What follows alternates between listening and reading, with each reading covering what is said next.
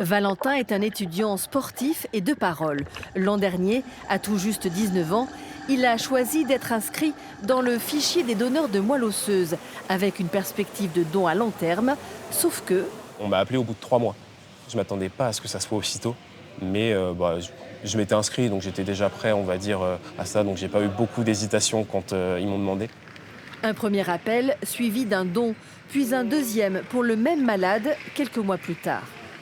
C'est l'établissement français du sang qui est chargé de ces collectes. À Poitiers, Valentin y retrouve l'équipe qui l'a suivi. Ça me fait toujours assez plaisir de les revoir parce que déjà ils étaient super gentils, hein. Franchement, les accueils à chaque fois, c'est vraiment, ça fait toujours plaisir de les voir. Je te laisse entrer. 13 000 donneurs potentiels sont inscrits en Poitou-Charentes sur les 400 000 recensés en France. Ceux qui ont donné doivent répondre à un questionnaire annuel pendant 10 ans. Alors du coup, comment tu te sens physiquement et psychiquement depuis le don?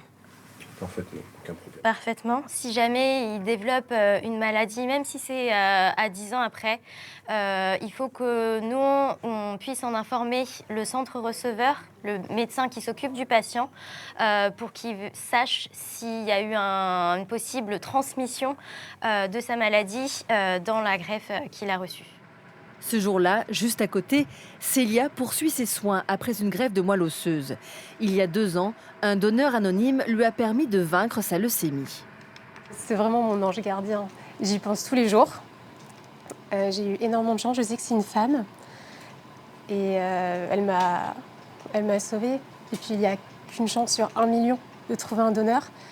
Donc, je suis très, très reconnaissante. Reconnaissance d'un côté et fierté de l'autre. Valentin a lui aussi sauvé par 2 fois un malade. Je suis fier et je me dis que tout le monde devrait le faire parce qu'en vrai, c'est un sentiment qui est assez agréable de se dire qu'on a aidé une autre personne, quoi.